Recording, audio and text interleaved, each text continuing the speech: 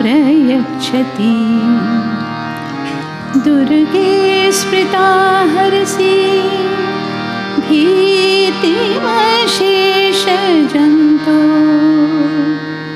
स्वस्तैः स्मृता मतिमतीव तदा दधाति। दारिद्र्यदुःखभयहारिणि कातदन्या। सर्वोपकारकरणाय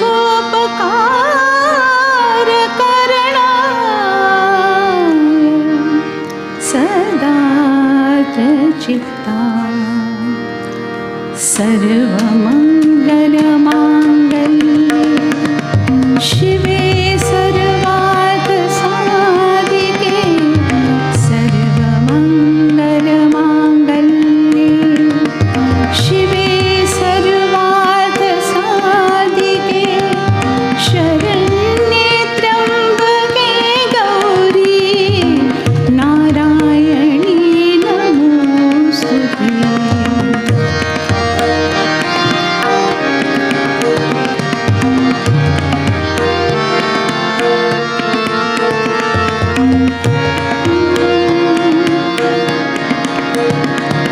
शरणागति वीरार्थ परित्राणपरायणे। शरणागत दीनार्थ परित्राणपरायणे। सर्वस्याते हरे देवी दुर्गे देवी नमोस्तुते। सर्वस्वरूपे सर्वेशे सर्वशक्ति समन्विते। सर्वस्वरूपे सर्वेशे सर्वशक्ति समन्विते। भयेभ्यस्त्राहि नो देवी दुर्गे देवी नमोस्तुते। रोगान् शेषान् अपहंसि तुष्टा। रुष्टा तु कामान् सकलान् अभीष्टान्। रोगान् शेषान् अपहंसि तुष्टा। रुष्टा तु कामान् सकलान् अभीष्टान्। त्वामाश्रितानां विपन्नराणां त्वामाश्रिताया श्रयतान् प्रयान्ति। सर्वबाधा प्रशमनं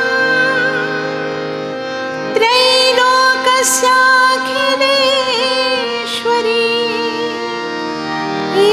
एवमेव त्वया कार्यम् अस्मद्वैरि विनाशनम्।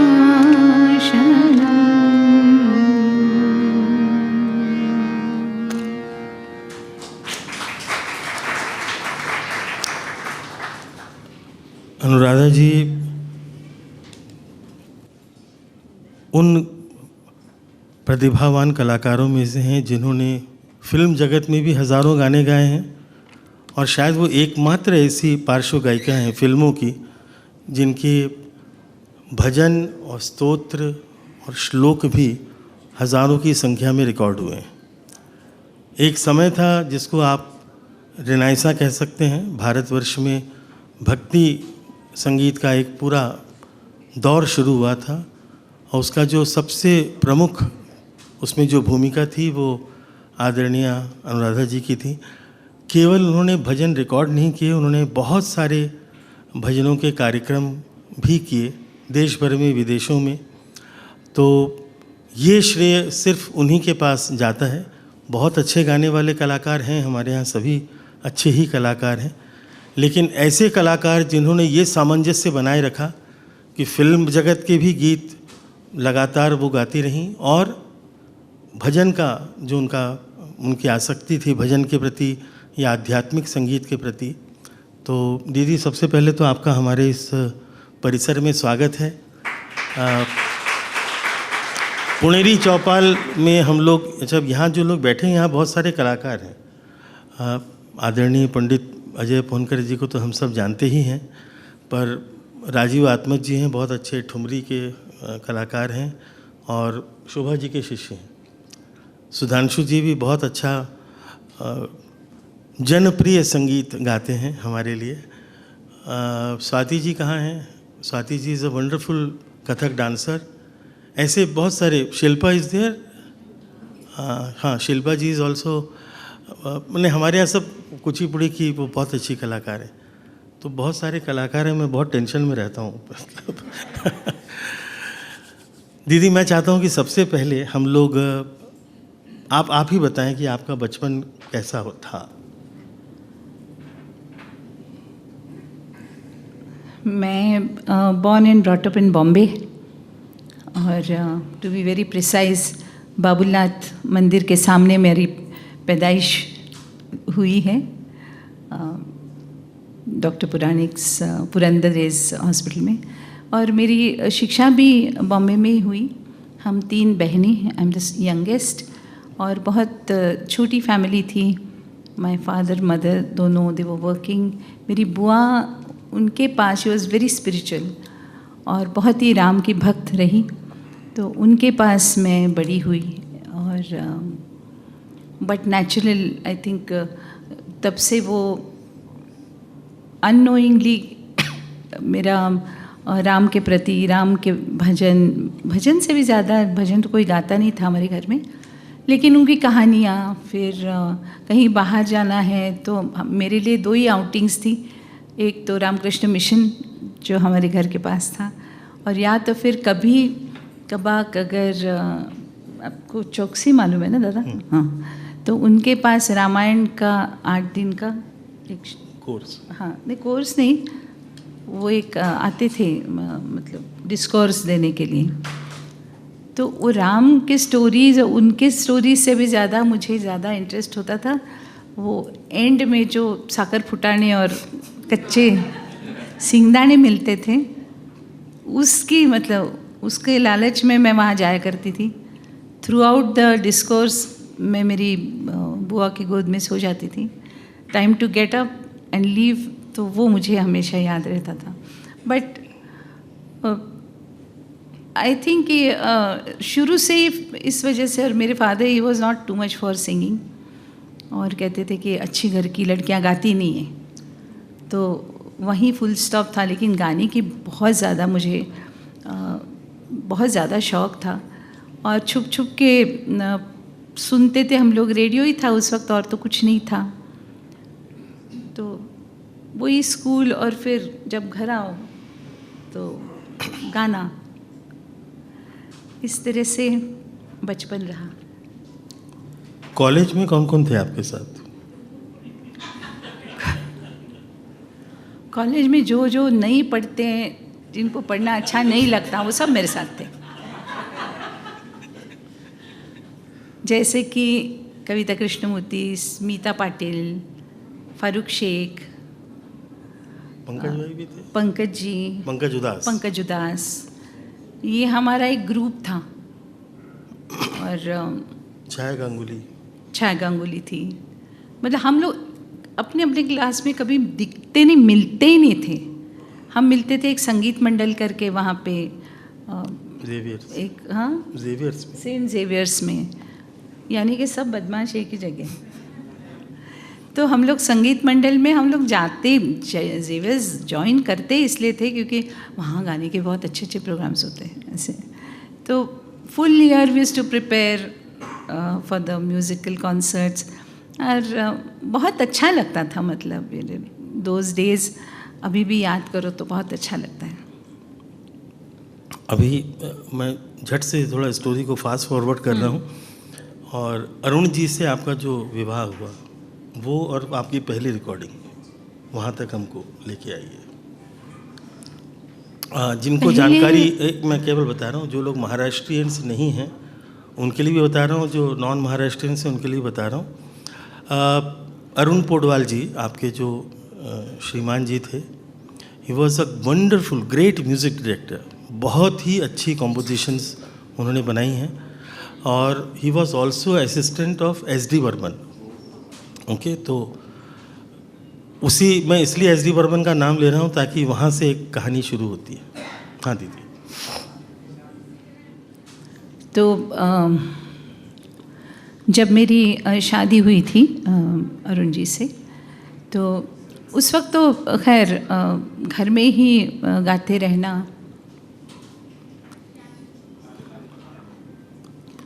घर में ही गाते रहना और शौकिया गाते रहना यही था।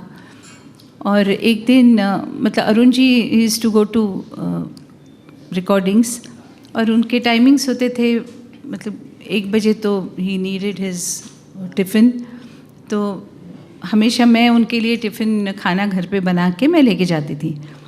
तो इसी तरह से एक दिन I had to go to film centre, एक बहुत बड़ा, उस वक्त तो सिर्फ 3 ही फिल्म सेंटर, बॉम्बे लैब और फेमस, ये 3 ही मेन रिकॉर्डिंग स्टूडियोज़ थे। आज तो घर घर में स्टूडियो बन गया है, पर उन दिनों में 3 ही थे। तो उस वक्त वहाँ मैं गई थी, तो ऐसे गाते गाते जाती थी मैं, मतलब मुझे इतना शौक था कि टैक्सी में बैठो गाना शुरू करो, रास्ते में चलते हो, बिकॉज घर में नहीं गा सकती थी। तो मुझे कुछ शिवजी के बारे में मिसकंसेप्शंस हुई थी कि ऐसा नहीं करते, फिर ये नहीं करो तो फिर ये होता है, वो नहीं करो तो वो होता है टाइप। तो वो दिमाग में मेरे बैठे थे। और एक सरदार जी थे, तो उन्होंने कहा बेटा आपको गाने का शौक़ है? मैंने कहा हाँ बनी जी, मुझे अच्छा लगता है गाना। तो किसकी पूजा करते हो गाने के लिए? मैंने कहा कि सरस्वती की होती है। नहीं, सरस्वती की तो होती है, लेकिन तुम शिव जी की करो, क्योंकि जो नाद है वो उनके डमरू में से निकला है, तो तुम शिव जी की पूजा करो। मैंने कहा नहीं, मैं नहीं कर सकती, क्योंकि मैं बहुत डरती हूँ उनसे, वो बहुत कोपिष्ट है। उन्होंने कहा किसने कहा तुमको? तो मैंने कहा नहीं, ऐसे कुछ हुआ कि मैं मंदिर में जाया करती थी और फिर एक आध दिन नहीं गई तो गिर गई, तो somebody said कि देखो तुम एक दिन नहीं आई तो ऐसे हुआ। मैंने कहा चाहिए ही नहीं। तो बोले ऐसा कुछ नहीं है, तुम मेरी बात मानो और तुम शिव जी की आराधना शुरू करो फॉर योर म्यूज़िक। तो बात सुनी मैंने। तो नेक्स्ट डे फिर से मुझे उस स्टूडियो में जाना था लंच लेके। तो अरुण जी आए और उस वक्त अभिमान फिल्म का बैकग्राउंड चल रहा था। Film was complete. तो बरबंदा को इतनी संस्कृत की मालूमात नहीं थी, तो उन्होंने कहा अरुण अपने मदर से कोई एक श्लोक लेके आओ। और एक सीन है जिसमें जया जी टेम्पल में से बाहर आती है और वो गा रही है और दूर से अमिताभ बच्चन वो सुनते हैं, and that's how they meet. तो उन्होंने मेरी मदर इन लॉ से वो श्लोक मांगा। मैं वही किचन में थी रोटियां बेलती हुई, और फिर उन्होंने अंदर जाके उसे कंपोज किया। छोटा सा ही श्लोक था। तो उन्होंने कहा कि अनु ज़रा आओ और मुझे ज़रा इस पे थोड़ा गुनगुना दो, जस्ट टू नो कि how it will sound in a female voice. मैंने गुनगुना दिया। तो वो जैसे दादा के पास गए, और उसके पहले तो 2-2.5 साल पहले से बर्मन दादा के आना जाना था। तो उन्होंने कहा कि ये किसने गाया है, because that was suppose to be sung by Lata ji. और तो उन्होंने कहा नहीं ये ऐसे ही रफ है, ये अनु ने गाया है। तो बोले नहीं नहीं ये अच्छा है, इसके लिए और छोटे श्लोक के लिए उनको क्यों तकलीफ देना, अनु को बुला लो। So the next day at the same hour, same studio, I sang the first श्लोक of my professional life. मतलब इसके पहले मैं कभी माइक्रोफोन के सामने खड़ी नहीं रही थी, but it is such a blessing कि शिवजी की ही स्तुति से मेरी प्रोफेशन की शुरुआत हुई। जी थोड़ा सा गुनगुना दीजिए ना वो। हाँ।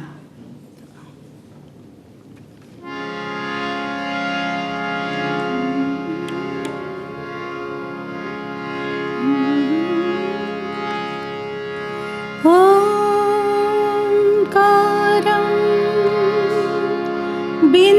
संयुक्तं नित्यं ध्यायन्ति योगिनः कामदं मोक्षदं चैव ओंकाराय नमो नमः। वाह। अगली बार अभिमान दिखें तो ज़रूर ध्यान रखें, क्योंकि आपको अब बहुत अभिमान होगा कि उस छोटे से अंश से एक नई कलाकार का पदार्पण होता है, और उसके बाद फिर एक हज़ारों गीतों की श्रृंखला दीदी की है। बहुत से लोगों को पता नहीं होगा कि दीदी का जो रुझान है वो आध्यात्म की ओर से और भक्ति संगीत की ओर बहुत अधिक था। तो एक बार ऐसा हुआ था कि एक ही कार्यक्रम में दीदी और हम लोग, उस समय मेरे बड़े भैया भी थे शेखर कल्याण, तो हम लोग उज्जैन में वहाँ कार्यक्रम था, और हम लोग होटल से निकल रहे थे कार्यक्रम के बाद, और दीदी का वहाँ प्रवेश हो रहा था। तो हम लोगों ने नमस्ते किया, हम जानते तो थे ही। तो वहाँ पर जो बातचीत हुई तो मैंने कहा दीदी कभी मौका मिले तो कोई गज़ल या इस तरह का कोई एल्बम हम लोग प्लान कर सकते हैं। दादा गज़ल क्यों, कुछ भजन का करते हैं। मैंने कहा क्या करेंगे? बोले नहीं मैंने सोचा नहीं पर कुछ करेंगे। ऐसे ही स्पॉन्टेनियसली उनके मुखारबिंद से ये बात निकली, और फिर वो अल्टीमेटली जो घटना हुई वो मैं चाहता हूँ दीदी आप बताएं ऐसे शॉर्ट में। नहीं, मेरे मन में था कि दुर्गा जी की कोई भजन हो या स्तुति हो, तब तक मुझे घर में मतलब वैसे पूजा करते थे कि दिया बत्ती उतनी पूजा करते थे, लेकिन मैं जानती नहीं थी कि क्या एग्जैक्टली मतलब कौन से स्क्रिप्चर्स पढ़े जाते हैं वगैरह। तो दादा को मैंने पूछा कि दुर्गा जी का मैं कुछ करना चाहूँगी जो उनको सबसे पसंद है। तो उन्होंने कहा वो तो दुर्गा सप्तशती है। तो मैंने कहा वो करेंगे। तो उन्होंने कहा नहीं उसमें 700 श्लोक है, इट्स टू ह्यूज। तो मैंने कहा नहीं, एक कैसेट में जितना आ सके उतना ही हम करेंगे, सो दैट लोग भी आसानी से सुन सके। और बेसिकली ये हुआ था कि after 12 years of singing in the film industry, मैं जब दक्षिणेश्वर गई तो वहाँ के पंडित जी ने मुझे कहा कि अनुराधा एक माँ का गान गाओ। तो मैं थोड़ा सा आई वाज टेकन अबैक, क्योंकि मैं इतनी अपने आप में इतनी बिज़ी हो गई थी फिल्म गाने में कि मैंने कभी सोचा नहीं कि एक भजन माँ के नाम से मुझे करना चाहिए, जिन्होंने मुझे कंठ दिया है। तो आई डोंट नो, एक कभी कभी समटाइम्स लाइफ में भी ऐसे मोमेंट्स आते हैं you know which hit you very badly. तो मैंने माँ से माफ़ी मांगी। मैंने कहा कि माँ मुझे माफ़ कर दो कि तुमने मुझे कंठ दिया, और ऐसे कैसे कि अभी मुझे गाने के लिए बोल रहे हो, मुझे एक भी गाना याद नहीं, मतलब आई डोंट नो। तो मैंने उनसे हाथ जोड़ के बहुत दिल से उनसे एक बात मांगी। मैंने कहा कि माँ ऐसा नहीं है कि मुझे फिल्म इंडस्ट्री से बहुत लगाव है, मतलब अब टेम्परामेंटली ऐसा नहीं था। अच्छे अच्छे गाने मिलते गए, गाते गए इज़ अनदर थिंग, लेकिन मेरे अंदरूनी अगर पूछो तो उससे इतना लगाव नहीं है। पर मुझे इस फिल्म इंडस्ट्री में नंबर 1 के पोजीशन पे तुम ले आओ, मैं अपने हाथ से छोड़ दूंगी तुम्हारे चरणों पे, and I will take to devotional. लेकिन इतना आशीर्वाद देना कि हर मंदिर, मतलब जितने हिंदुओं के जितने मंदिर हैं, हर मंदिर के साथ, हर देवता के साथ मेरा चेहरा और गला जोड़ देना, इतना आशीर्वाद देना। और उसके विदिन 1-2 महीने की बात है, तो I just heard a voice in my head. The reason I am telling you, आगे की बात का आपको इम्पोर्टेंस समझना चाहिए। तो I heard a voice in my dream कि 22 तारीख को दोपहर को 2 बजे से तुम्हारे हाथ से बहुत बड़ा कार्य होगा। तो immediately in the morning I woke up and I saw कि कौन सा है, तो देयर वाज नथिंग, मतलब नेक्स्ट जो महीना था वो कोई ख़ास ऐसा नहीं था। तो ऐसे लगा, देन इनसे बात हुई, मैंने कहा दादा मुझे वो करना है, कैसे बिठाते हो आई डोंट नो, बट उसको करना है मुझे, दुर्गा सप्तशती को। तो कुछ हुआ था and film industry, the full film industry बंद थी, याद है, पूरी इंडस्ट्री वॉज ऑन स्ट्राइक, वो बंद थी, एक भी स्टूडियो अवेलेबल नहीं था, एंड दैट वॉज इन दिसंबर। तो दादा और कल्याण भाई वो आए हमारे घर, उन्होंने कहा दीदी हमने पूरा बॉम्बे के स्टूडियोज़ देखे, सारे बंद है, सिर्फ 22 तारीख को दोपहर को 2 बजे से एक स्टूडियो है वो क्लीनिंग के लिए खुला है। मैंने कहा उसको बुक करो। ये स्टूडियो था मधुर ध्वनि स्टूडियो इन बांद्रा वेस्ट। मधुबाला जी की जो छोटी बहन है उनका, और छोटू सा स्टूडियो, छोटा सा, छोटा मैंने एकदम नानू। हाँ। और उसी दिन को हाउ द यूनिवर्स कंस्पायर्स कि उसी दिन रात को फिर मुझे टी सीरीज़ एक नई कंपनी आई थी, तो उन्होंने नंदू होनब जी ने मुझे बुलाया कि आज हम अजीत कड़कड़े का एक एल्बम लॉन्च कर रहे हैं, तो आप एज ए चीफ गेस्ट आएंगी। मैंने कहा ठीक है, तो मैं चली गई। और तो गुलशन जी के पिताजी वो थे, तो उन्होंने कहा कि हमारे लिए भी आप कुछ गाइए ना। मैंने कहा ज़रूर गाती हूँ, कल मेरी एक रिकॉर्डिंग है सप्तशती की, उससे आप ले लीजिए।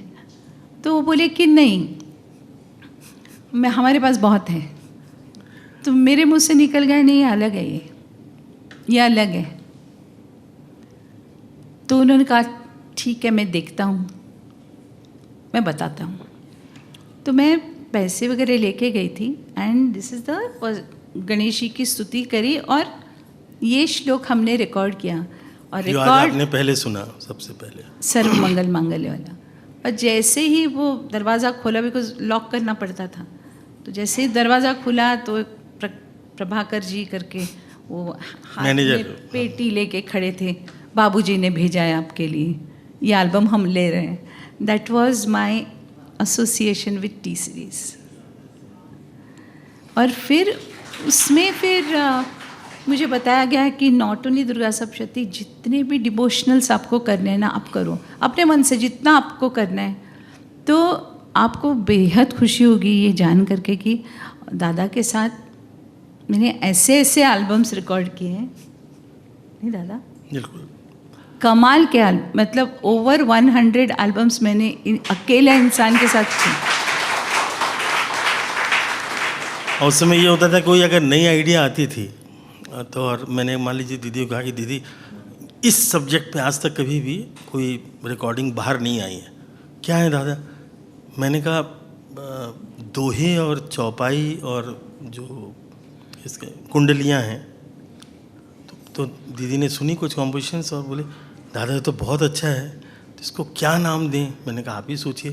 दादा इसका नाम रखते हैं संस्कार। बोले आजकल माता पिता के पास टाइम नहीं है बच्चों को संस्कार देने का, तो these 2 liners will definitely enrich the young generation. तो वो हमने एक संस्कार नाम से एल्बम किया, उसमें सारे दोहे, चौपाई, छंद और कुंडलियाँ इस तरह का। तो इस तरह के बहुत सारे हमने एक्सपेरिमेंट्स किए। विष्णु सहस्त्र नाम, फिर पूरी भगवत गीता, फिर पूरी रामचरितमानस।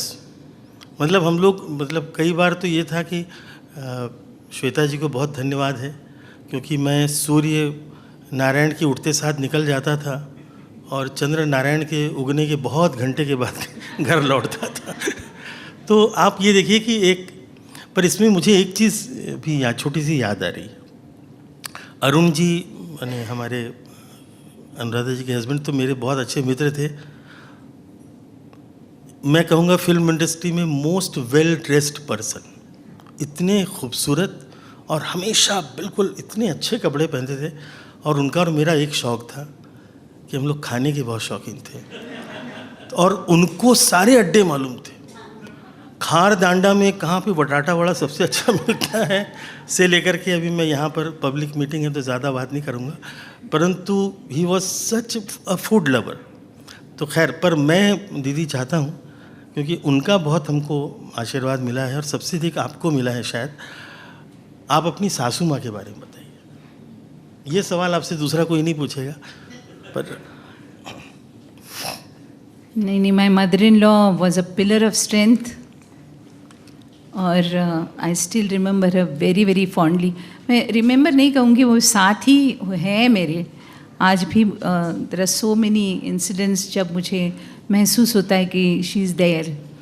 एक बुज़ुर्गों का घर में होना अपने आप में एक बहुत बड़ा आशीर्वाद रहता है। देयर अ मतलब बहुत कम बोलती थी, और ऐसे नहीं कि गप्पे मारते बैठे, ऐसा नहीं, लेकिन खाली उनका जो प्रेजेंस होता है ना, that was so important. And she was there जब मुझे प्रोग्राम्स के लिए बाहर वगैरह जाना पड़ता था, तो ऑफ कोर्स बच्चे उन्हीं के पास रहते थे। तो I was so sure that there is a person who is looking after the children better than me. तो इस वजह से माय मदर इन लॉ, जितना उनके बारे में मैं बोलूँ कम है। मेरे ख्याल से यहाँ जितने भी मदर इन लॉज हैं उनको इसको बहुत ध्यान से सुनना चाहिए। नहीं, मदर इन लॉ से भी ज़्यादा मैं तो कहती हूँ कि बिगेस्ट इन्वेस्टमेंट अगर आप कहते हो for a good family life is having a good mother in law. Because हम सोचते हैं कि मदर इन लॉ से नहीं जम रही है और किसी तीसरे इंसान के हाथ में बच्चों को बड़ा करें, तो you trust a person who is not known to you also. Yes, I have done that and her blessing, वो और मेरे फादर इन लॉ, उनकी बहुत बहुत ज़्यादा ब्लेसिंग्स मेरे ऊपर रही है। दीदी अगले गीत की ओर चलते हैं। ये लें या जैसे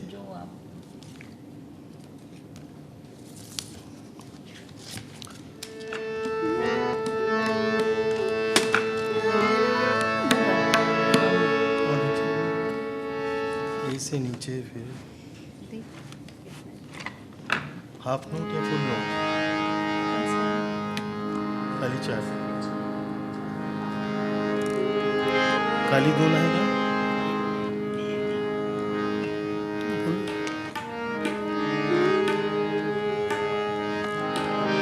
इससे भी हाफ नीचे कर दें तो तबला मिल जाएगा।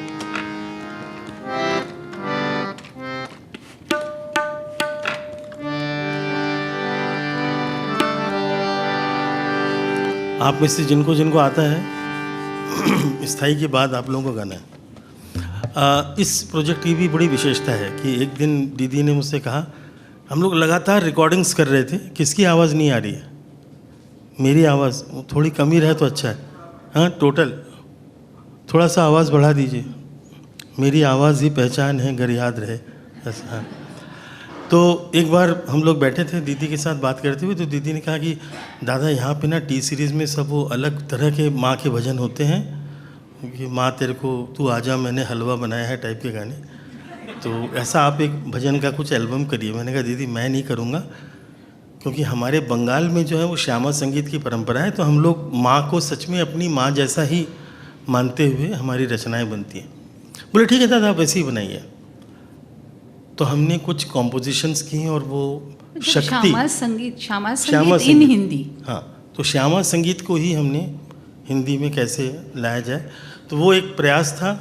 और इतनी जल्दी वो प्रोजेक्ट अप्रूव हो गया, तो समय नहीं था कि किसी भी दूसरे कवि से लिखाया जाए, तो मैंने ही लिख दिया। और आप ज़रूर सुनिए इसे, इतना सुंदर लिखा है, बहुत ज़्यादा सुंदर।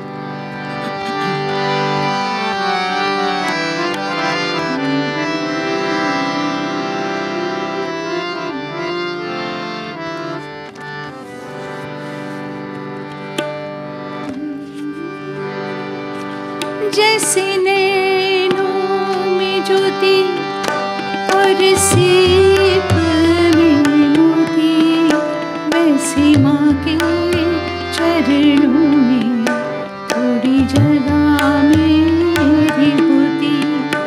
जैसे सीप में मोती वैसे माँ के चरणों में थोड़ी जगह मेरी होती।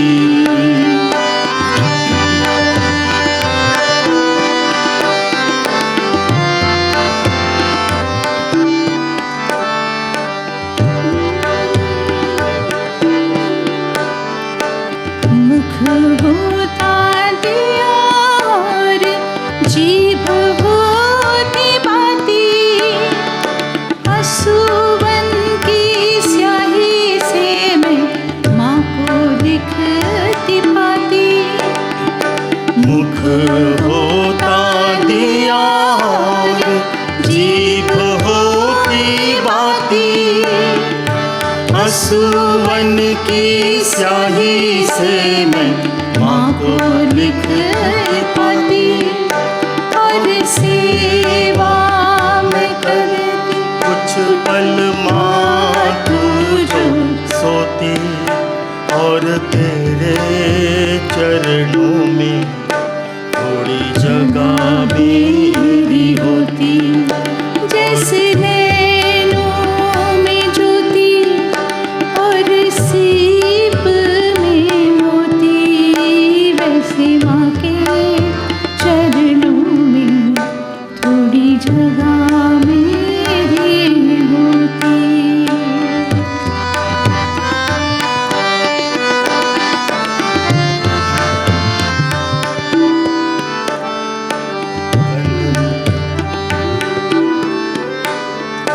तन होता फूल और मन होता थाका, माँ तू होती कंचन और मैं सुहागा।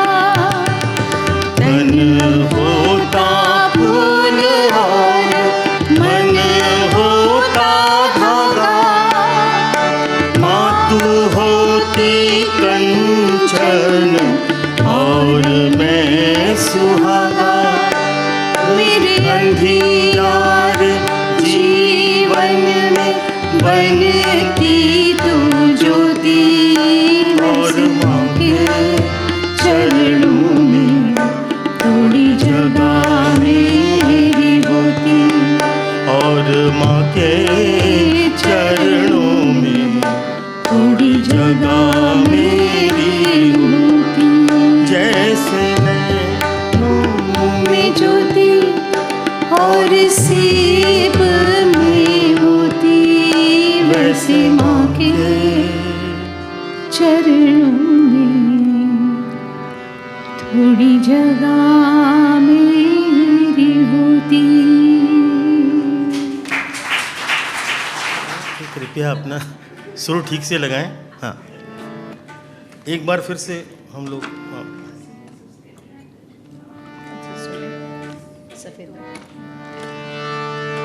दीदी एक बार इनको सुनाता हूँ मैं आपको केवल। हाँ भाई सब लोग, सभी भक्तजन, हाँ मन एकाग्र कर गाएंगे। हाँ,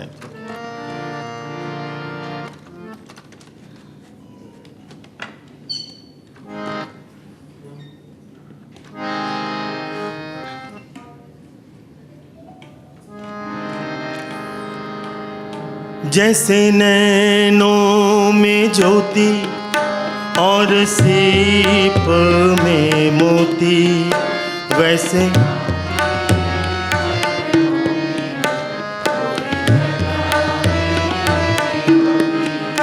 वैसे माँ के चरणों में थोड़ी जगह मेरी हो। जैसे नैनों में ज्योति और सीप में मोती, वैसे माँ के चरणों में थोड़ी जगह मेरी होती।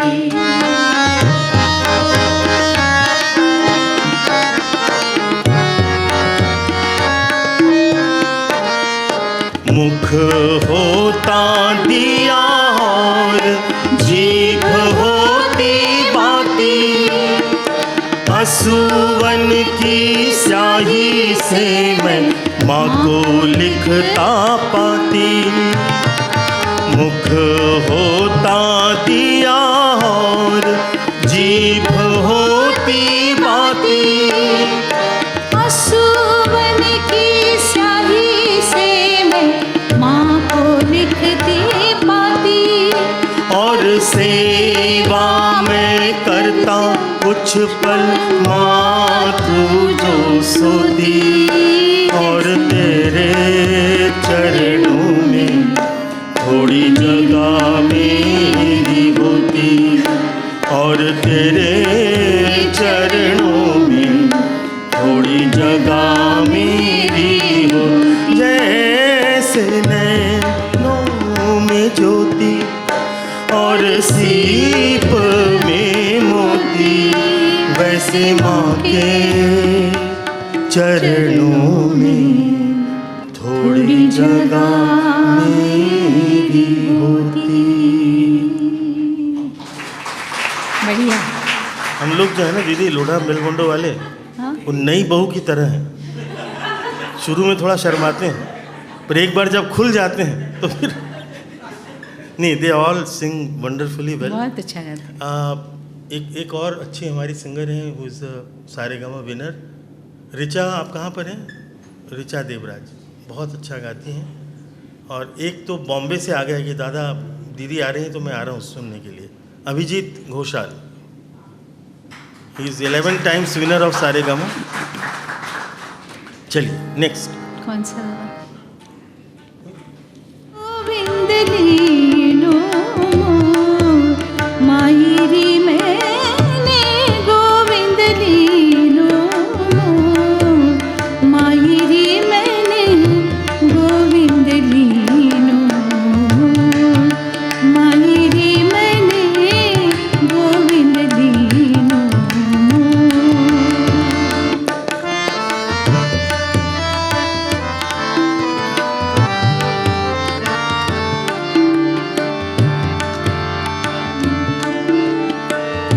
कोई कहे सस तो कोई कहे मैंगो, कोई कहे सस तो कोई कहे मैंगो, लियो रीत राजो तो मायरी मैंने, गोविंद लीनो मायरी मैंने, गोविंद लीनो।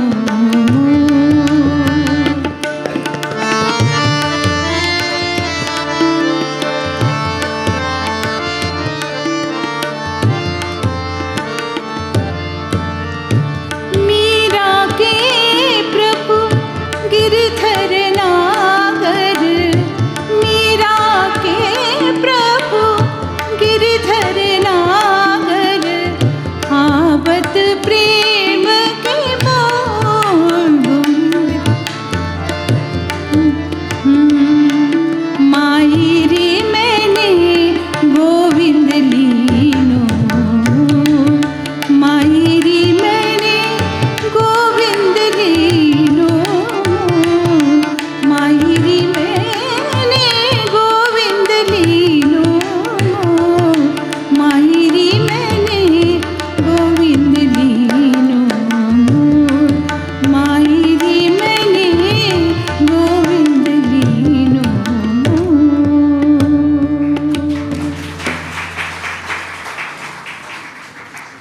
ये हमारे कुछ एल्बम्स थे शुरुआती, और मुझे लगता है दीदी के साथ में 1981 से हमारी पहली फिल्म के गाने रिकॉर्ड हुए थे। 81 से अभी तक कितने साल हो गए? उस समय श्वेता जी का भी पदार्पण नहीं हुआ था। और 19 और 26 कितने हो गए?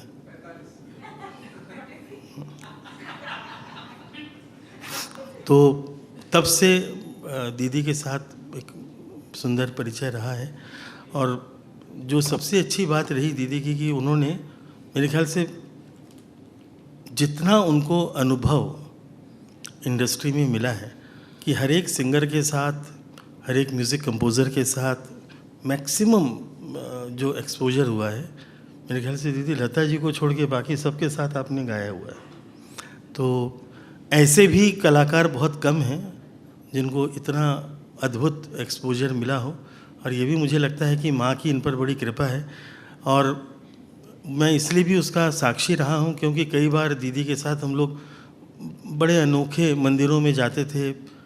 पहली बार मैं और दीदी काठमांडू गए थे, जहाँ पे इस कैसेट की जो रिलीज़ हुई थी वो शंकराचार्य जी के हाथ से। तो दीदी ने कहा, बोले दादा किसके हाथ से होनी चाहिए? मैंने कहा भाई किसके हाथ से, मतलब सबसे बड़ा नाम कौन है? मैंने कहा शंकराचार्य जी हैं, जयेंद्र सरस्वती जी। बोले अभी कहाँ हैं? मैंने कहा मैं पता लगाया तो पता चला वो काठमांडू में बैठे हुए हैं। तो हम लोग काठमांडू चले गए, मतलब आप हमारे भी। हाँ, उस सेकंड डे आपको फ़ोन आया सिंगल जी का। हाँ, तो वो मतलब पहुँचे काठमांडू, वहाँ पर इसका रिलीज़ हुआ। तो इस तरह के बहुत, जहाँ चारों शंकराचार्य मौजूद थे और वर्ल्ड हिंदू कॉन्फ्रेंस ऐसा कुछ था। ऐसे बहुत सारे अनुभव। दीदी के साथ अमेरिका भी हम लोग गए और वहाँ भी स्वामी विवेकानंद जी की जो शिकागो की वक्तृता थी उसके 100 साल के उपलक्ष्य में कार्यक्रम हुआ था 1993 एट वॉशिंगटन डीसी। वहाँ पे दीदी के साथ मैं भी गया था और एक अद्भुत कार्यक्रम था, क्योंकि हमारे लिए भारत में बैठकर ये कल्पना करना बहुत आसान है, पर अमेरिका में जो लोग रहते हैं हमारे अरविंद जी, तो आपको पता है कि 16,000 इंडियंस इन वन ऑडिटोरियम, ये आउट ऑफ मतलब कोई सोच ही नहीं सकता। तो उस तरह का एक अद्भुत कार्यक्रम उसमें हम लोगों का। तो ऐसे बहुत सारे अनुभव हुए दीदी के साथ। मेरे ख्याल से मैक्सिमम मंदिर अगर मैं गया हूँ, अच्छा मैं कई बार मैं थोड़ा डरता भी था क्योंकि दीदी के साथ गए ना, और उनको बताया मैंने कि दीदी मैंने सुना है कि यहाँ बहुत जागृत मंदिर है दादा, चलिए चलते तो हमारा जो रास्ता था ऐसे गाड़ी चलते चलते अचानक हम राइट टर्न ले लिए, लेफ्ट टर्न ले लिया। तो ये, परंतु जो बाद में मुझे धीरे धीरे अनुभव होने लगा कि एक डिवोशनल सोल को जो है, शी और she is always a Sikar. उसको हमेशा लगता है कि मुझे कहीं से कुछ और मिल जाए, मैं और ईश्वर के साथ मेरा नैकट्य हो। तो दीदी कोई एक अगली रचना, अगली कौन सी? ये शंकराचार्य जी का नाम लिया है। हाँ, तो आपके स्टूडेंट्स को बोलो ना गाएंगे। शंकराचार्य जी के द्वारा रची हुई भवानी अष्टकम है, भवानी अष्टकम उसका। कुछ गाने ऐसे होते थे जो हमको कहा जाता था कि आप ये गाना रिकॉर्ड कर दीजिए, और वो सिंगल सॉन्ग होता था, तो किसी एल्बम में भी नहीं जाता था, किसी एक खास प्रसंग के लिए। तो ऐसे ही ये रचना हमने रिकॉर्ड की। दीदी याची एक प्रत मला द्या, याची एक प्रत।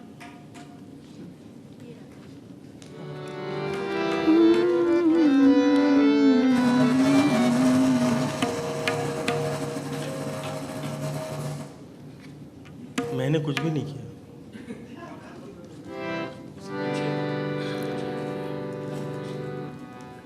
सिर्फ एकदम फ्रेश रचना है, 1000 साल पुरानी शंकराचार्य, आदि गुरु शंकराचार्य जी की रचना है।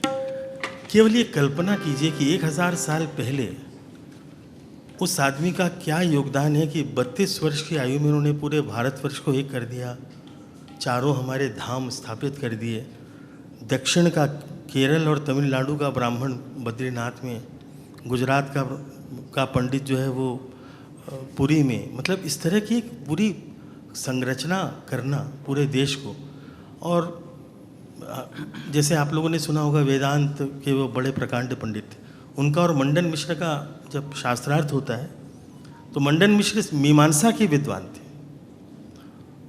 और शंकराचार्य जी वेदांत के विद्वान थे। पर दोनों में जब शास्त्रार्थ हुआ तो कहा गया कि किसको जज बनाया जाए, तो शंकराचार्य जी ने कहा कि आपकी पत्नी बहुत श्रेष्ठ विदुषी हैं, उनको लीजिए। इसलिए मैं ये आपको बता रहा हूँ कि जो लोग आज ये कहते हैं ना कि महिलाओं को बड़ा दबाया गया, तो उसमें आप सुप्रीम कोर्ट की जज जो थी वो मंडन मिश्र जी की पत्नी थी, और उसमें जिनके ऊपर निर्णय लेना था वो शंकराचार्य और मंडन मिश्र थे। तो खैर, मैं शंकराचार्य जी की ये रचना है, हमको अचानक दी गई और दीदी ने मुझे फ़ोन करके कहा कि दादा ये एक शंकराचार्य जी की स्तुति है, अष्टकम है, आप कंपोज करके लाइए, हम लोग कल रिकॉर्ड करते हैं। तो ये रचना प्रस्तुत है।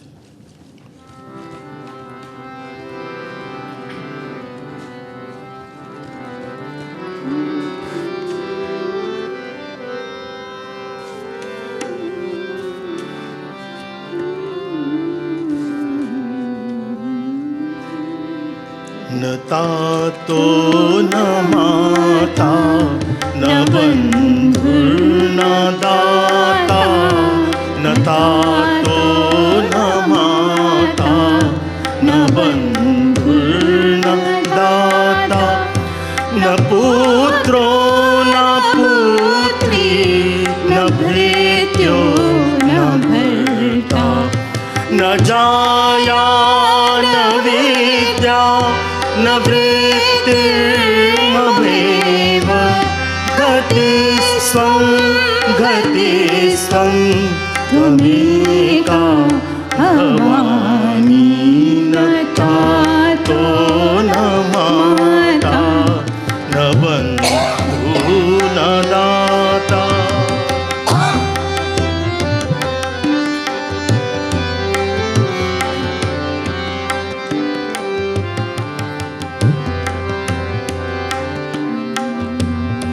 भवाभाव पारे महादुख भीरु, पपात प्रकामी प्रलोभी प्रमत्त, कुसंसार पाश प्रबद्ध सदाहं, गतिस्त्वं गतिस्त्वं त्वमेका भवानी, न तातो न माता न बन्धु न दाता।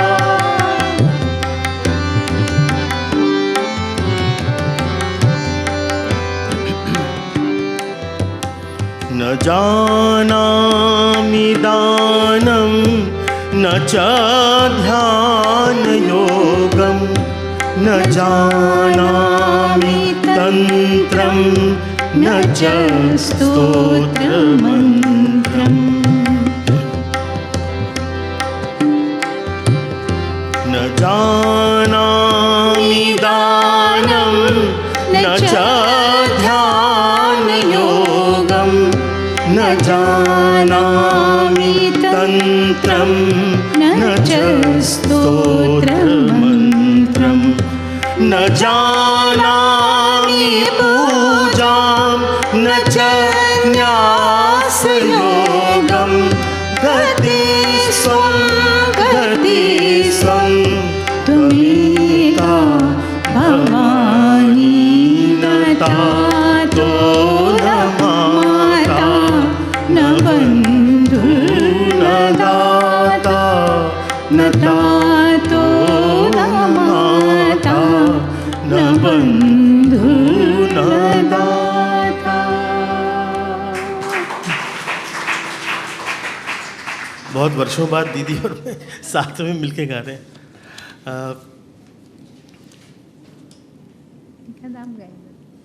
तुम दया नहीं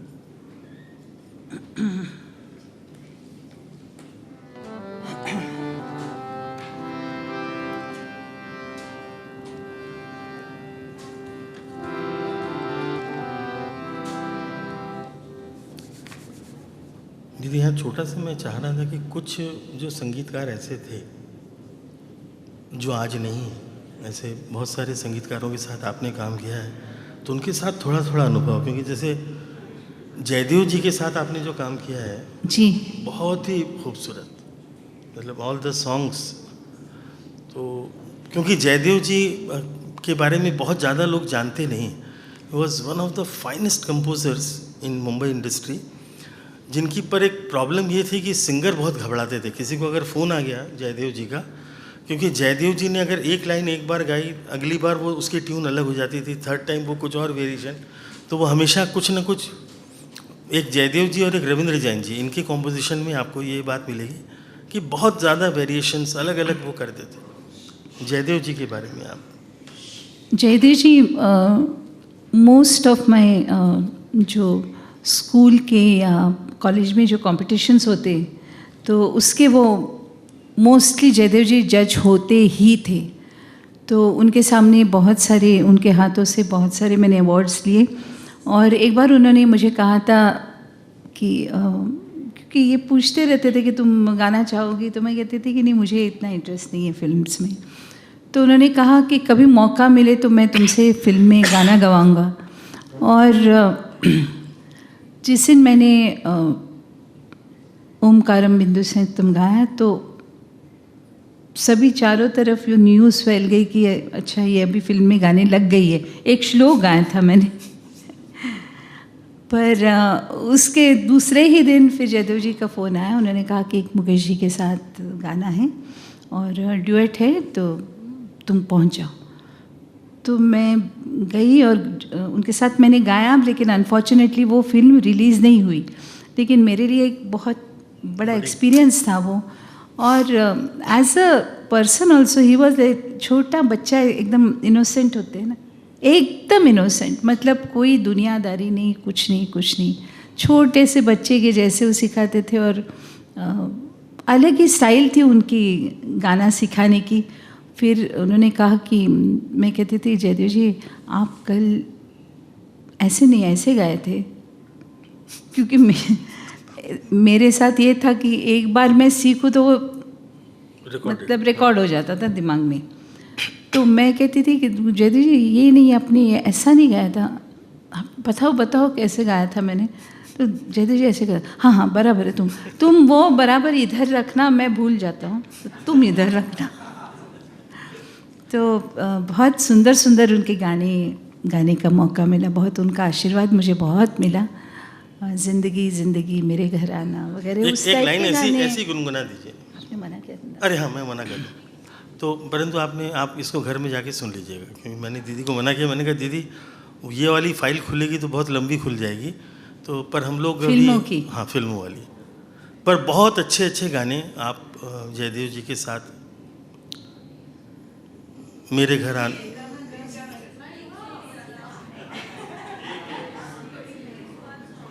I will sing just one line because it's a duet. मैं गाता हूँ डुएट।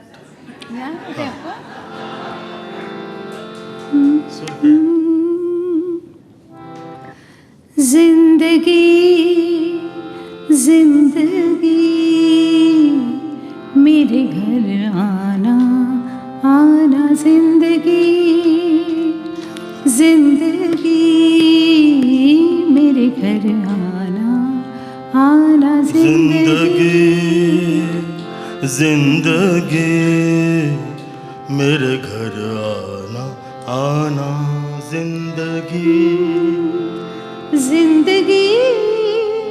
ओ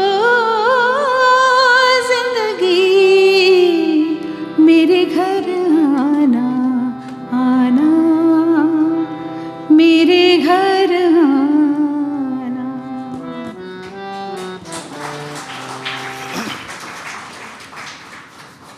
एक रचना हमारे श्यामा संगीत वाली सुनिए।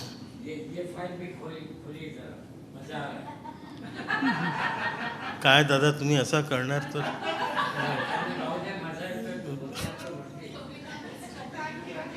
तो पुढच्या वेळी। हाँ मतलब अभी दीदी को हम लोग और बुलाएंगे।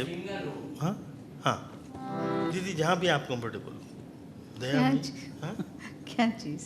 नहीं वो बोल रहे हैं पंडित जी की थोड़ा एक आध ऐसी रंग में अगली और बार बुलाएंगे ना आप? हाँ अगली बार दीदी सरकार।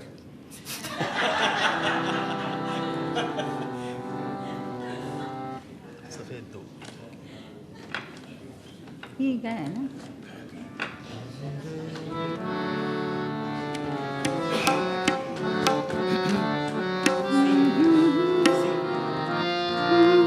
जितने सिंगर्स हैं थोड़े से धीरे से सामने आ जाइए। आवाज़ दा सामने आशो। अंतरा जी आइए, अंतरा जी तो याद नहीं है। ज्योति जी आइए सामने, जिन को आता है। ऋचा, हाँ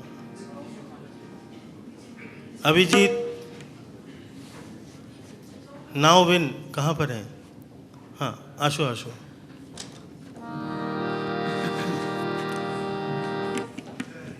देखिए ऐसा सुखद अनुभव कलाकार के लिए भी कम होता है कि ऑडियंस उसके साथ गा रही हो।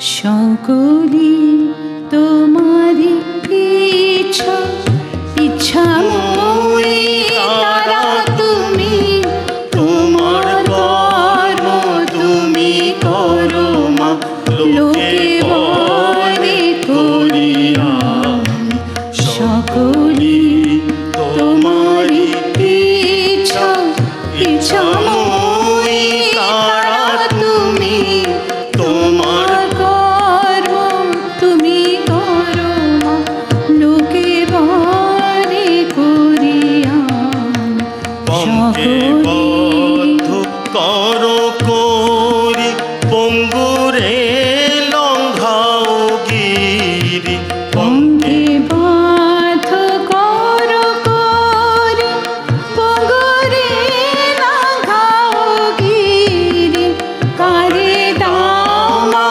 ব্রহ্মপদ কারে কর অধগান কারে দামা ব্রহ্মপদ কারে কর অধগান সকলি তোমারি ইচ্ছা ইচ্ছা মই তারা তুমি মা তোমার কর্ম তুমি করো মা লোকে বলে করিয়া আমি যন্ত্র তুমি যন্ত্রী আমি ঘর তুমি ঘরণী আমি যন্ত্র তুমি যন্ত্রী আমি ঘর তুমি ঘরণী আমি রথ তুমি রথি যেমন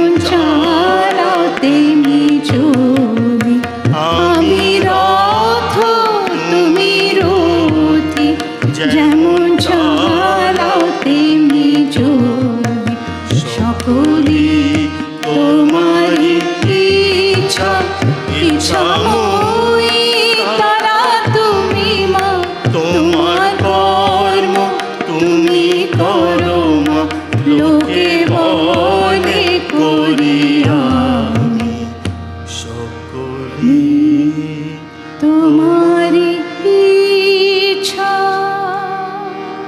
वाह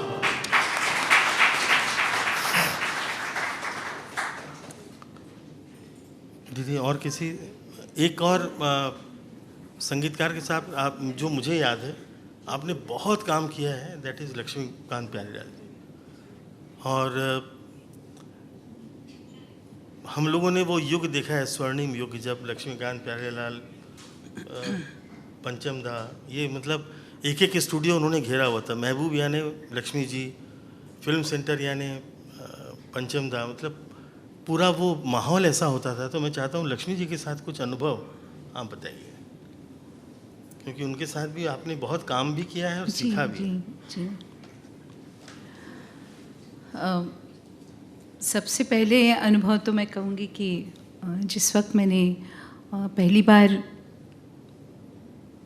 एक गीत गाया था जिसे लता जी ने जस्ट रिकॉर्ड किया था और ऑल इंडिया रेडियो पे और उन्होंने मुझे बुलाया कि ऐसे से हैं और जो एक प्रोग्राम आता था ना दादा 10 बजे के पहले बच्चों के लिए युवावाणी हाँ। तो उसमें आपके 2 गाने रिकॉर्ड करने हैं तो लेकिन एक गाना आप कोई भी मतलब रिलीज़ गा सकते हो एक गाना वो होना चाहिए जो नॉट रिलीज्ड तो मैंने जस्ट अरुण जी के साथ उस वक्त हमारी शादी नहीं हुई थी उनके साथ मैंने जाके वो गाना सुन उसकी रिकॉर्डिंग सुनी थी मैंने जब लता जी गा रही थी और गाने के बाद उन्होंने वो पेपर वहीं छोड़ा तो जितनी बार उन्होंने गाया तो मुझे वो बाय हार्ट हो गया गाना तो कागज़ लेके आई मैं घर पे और फिर इनका फ़ोन आया ऑल इंडिया रेडियो में से कि ऐसे ऐसे है तो आप गा सकती है क्या वुड यू बी इंटरेस्टेड तो मैंने अरुण जी को पूछा कि आप अगर फ्री है तो मेरे साथ बजाएंगे तो उन्होंने कहा कि मैं प्रॉमिस नहीं करता हूँ पर देखता हूँ मैंने कहा कोई बात नहीं अगर क्योंकि थोड़ा सा डिफ़िकल्ट था वो गाना तो उन्होंने कहा कि ठीक है मैं फ्री हूँ तो मैं आ जाता हूँ तो वो गाना मैंने गाया ऑल इंडिया रेडियो में और वो दोनों गाने जो है जब तक वो उसका प्रक्षेपण हुआ 2-3 महीने के बाद, तो तब तक हमारी शादी हो चुकी थी। तो उस रेडियो प्रोग्राम में मेरा नाम था अलका नाडकर्णी, मेरे मदर के यहाँ का, हमारे यहाँ पे माहिर सा, बिकॉज हाँ हमारे यहाँ चेंज होता है, कुछ करते कुछ नहीं करते, पर मेरा चेंज हो गया था, तो मेरा अलका का अनुराधा हो गया था। तो उन्होंने अलका नाडकर्णी करके अनाउंस किया। तो कुछ ऐसा हुआ कि आपको याद होगा, आप में से कितने लोगों ने आपली आवड सुनी है, आपने सुना है? Are you aware of that programme? आपली ताई तुम्हाला तर माहीतच आहे, आत्ता असते का मला माहिती नहीं, पर आपली नहीं मतलब अभी के जनरेशन में पता नहीं मुझे कौन से मराठी गीत, लेकिन वो एक ऐसा था बिना का गीत माला जैसे, कि एक भी गाना नहीं छूटे, सिर्फ आधे घंटे का होता था, एक भी गाना नहीं छूटना चाहिए, तो हमेशा वो 5 मिनट पहले लगा के रखते थे कि एक भी गाना नहीं छूटे। तो वो गाना उन्होंने बराबर 10 बजने को 5 मिनट पे last song of the programme लगाया। जैसे वो लगाया तो ये जितने म्यूजिक राइटर्स थे वो सब मतलब वो इतने उस उत्सुकता से, और उनको इतना ज़्यादा वो था कि मतलब एक भी गाना नहीं मिस हो। तो उन्होंने, तो लक्ष्मी जी ने गाना सुना, वो हृदयनाथ जी ने सुना गाना, और बप्पीदा ने सुना, बप्पी जी ने। सबसे पहले फ़ोन किया हृदयनाथ जी का कि दीदी का गाना ऐसे कैसे तुमने, आप लोगों ने ऐसे कैसे रिलीज़ किया? उन्होंने बोला हमने कोई दीदी का गाना नहीं रिलीज़ किया। तो बोले अभी मैंने सुना रेडियो के ऊपर, कैसे मना कर रहे हो? बोले ये आपका दीदी का गाना नहीं है, तो फिर किसने गाया है? तो ये अलका नाडकर्णी। तो कौन अलका नाडकर्णी? वो अपना अरुण है ना, जो हारमोनियम बजाते हैं, वो उसकी बीवी। इमीडिएटली लक्ष्मी जी का फ़ोन गया कि ये कौन, उनको भी बताया कि ये अरुण जी की बीवी अपनी बप्पीदा, उनका भी फ़ोन गया कि हम इन्हें लॉन्च। तो मेरे पास फ़ोन आया लक्ष्मी जी का कि मैंने सुना गाना और हम आपको लॉन्च करना चाहते हैं। तो मैंने कहा सॉरी लक्ष्मी जी, मैं सीरियसली नहीं गाया था वो गाना, मैंने ऐसे मजाक मजाक में गाया। वो युवाणी थी ना, तो बच्चों के प्रोग्राम में मैंने ऐसे ही गा दिया, मुझे कोई फिल्म इंडस्ट्री में इंटरेस्ट नहीं है। तो मुझे लगता है पहले इंसान होंगे मतलब ना, हाँ, अदरवाइज दूसरा तो कोई कूदता कि अरे फिल्म इंडस्ट्री में मिल रहा है। पर मैंने उनसे माफ़ी मांगी, तो उन्होंने कहा कि जब भी तुम गाओ, अगर तुम्हारा मन करे तो we would like to launch you. तो जिस वक्त जयदेव जी का गाना हुआ, उसके बाद तीसरे ही दिन फिर लक्ष्मी जी ने बुलाया, फिर कल्याण जी भाई वगैरह, तो मना करने को टाइम ही नहीं था। और ज़्यादा प्रेशर और ज़्यादा टेंशन इस वजह से होता था मुझे बहुत आज भी, कि जब एक सीखा हुआ आर्टिस्ट होता है, कोई भी जब म्यूज़िक सीखता है तो उसको एक अलग किस्म का कॉन्फिडेंस होता है कि अंदर से कि मैं सीखा हुआ हूँ। लेकिन अगर तुम सीखे नहीं हो तो फिर जब अल्लाह मेहरबान तो गदा पहलवान वाली स्थिति है। और विशेष रूप से मेरी गुरु ने मुझे कहा था, मैंने ये गाना सुनने के बाद फिर हृदयनाथ जी ने मुझे बुलाया था कि हम एक भाव सरगम करके प्रोग्राम करते हैं, जिसमें अरुण दाते और उषा वर्तक वैसे आर्टिस्ट काफ़ी हुआ करते थे। तुम्ही ऐकलं असेल ना, मला वाटतं तुमच्या सोसायटीमध्ये आमचा एक कार्यक्रम झाला होता, पार्ल्यामध्ये कुठेतरी झाला होता, हाँ। तो उसमें उन्होंने मुझे बुलाया। तो पिताजी तो he was not for me singing, but इनको चाहिए था कि गाने। तो मैं, मेरी गुरु मतलब शी वॉज साक्षात मतलब अम्बा जी का रूप थी जो मेरी गुरु। तो उन्होंने, मैंने कहा कि ऐसे ऐसे आते हैं, मुझे ऐसे ऐसे बुलाया है। तो बोले अच्छी बात है, गाने का जाके। मैंने कहा क्या गाने का, मुझे 2 गाने आते हैं, मुझे सिर्फ पूरे प्रोग्राम में मैं क्या गाऊंगी क्या। तो उनको कॉल इट इंट्यूशन या क्या मालूम नहीं, उन्होंने मुझे कहा कि गाने वाली तुम कौन होती हो, तुम जाकर स्टेज पे बैठो, गाने वाली मैं हूँ। एंड ट्रस्ट मी दादा, ट्रस्ट मी, आज तक ऐसे हज़ारों बार, नॉट एक दो बार, हज़ारों बार मुझे इस बात की प्रचीति आती रहती है कि अरे हु सैंग नाउ। ऐसे हंड्रेड्स ऑफ इंस्टेंसेस है मेरे लाइफ में कि मुझे खुद को लगता है कि ये मैंने नहीं गाया, ये किसने गाया, क्योंकि हमारे यहाँ मना ही था ना गाने के लिए, अच्छे घर की लड़कियाँ गाते नहीं। तो अगर एसएससी में भी अगर मुझे मतलब थोड़ा सा स्ट्रेस आए तो मैं गाऊं थोड़ा सा, तो पिताजी कहते हैं एसएससी स्ट्रेस है ना तो जाके घूम के आओ, लेकिन गाने का मैं टाइम्स वर डिफरेंट देन ना, टाइम्स कितने ज़्यादा डिफरेंट थे। लेकिन और किसी भी गाने से ज़्यादा few things that I want to share with you. हाँ, तो लक्ष्मी जी और प्यारे भाई के और एक मैं इंस्टेंस बताती हूँ। एक फिल्म थी उत्सव, बहुत सुंदर फिल्म थी वो, और उसमें दादा एक सिचुएशन ऐसी थी, मैं ज़्यादा बोलूँ तो हाँ, अरे बोलने तो एक सिचुएशन ऐसी थी कि जिसमें रेखा को शशि कपूर जी उनको फॉलो करता है, और फिर वो एक जगह से जैसे छोटे छोटे यूनिट्स होते हैं ना, कोई कुछ बजा रहा है, कोई कुछ बजा रहा है, कोई कुछ, हर एक के सुर अलग अलग होते हैं। आप अगर एक्चुअल मेले में जाओ ना तो कोई पिपारी बजा रहा है, तो कोई कुछ बजा रहा है, तो कोई कुछ बजा रहा है, इस टाइप के। तो देयर वर अबाउट 50 यूनिट्स जो प्यारे भाई ने ऐसे बिठा के रखे थे। ओके, तो वो गाना सारे लोग इकट्ठे नहीं बजा रहे थे, हमें गाना था।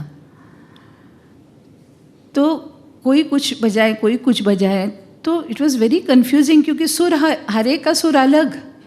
तो प्यारे भाई को मैंने बोला, प्यारे भाई कि इसमें से सुर कौन सा। तो इतनी अच्छी बात उन्होंने मुझे बोली, इतनी अच्छी बात बोली। वो बोले कि तुम ध्यान से आप सुनिए, तो एक जाके हर एक सुर का मतलब जो भी बजा रहे हैं उसका जाके एक सा आपको मिलेगा, मतलब इंडिविजुअली नहीं। जैसे आप ध्यान दो, बहुत कंसंट्रेट करोगे, तुम्हें एक सा मिलेगा, उसी सा को फॉलो करके तुम्हें पूरा गाना गाना है। तो मेरे हिसाब say that was one of the most difficult से भी ज़्यादा, जिसमें मैराथन कंसंट्रेशन की ज़रूरत थी, क्योंकि ज़रा भी इधर उधर ध्यान हुआ तो थोड़ा सा हट सकते हैं। तो उन्होंने किशोर जी को, who was a song violinist, तो उनको बोला कि आप इनको सा दीजिए। तो एकदम जैसे वो घोड़े को वो लगाते हैं ना, वैसे मतलब मन को कि ज़रा भी इधर उधर ना भटके, और जो वो सा है बस उसी को लेके। तो आप अगर घर जाओ और उस गीत को ज़रूर सुनिए, जिसे फिल्मफेयर अवार्ड मिला, मेरे मन बाजा मृदंग। तरह से होता था, 100 म्यूजिशियंस एट ए टाइम बजाते थे लाइव।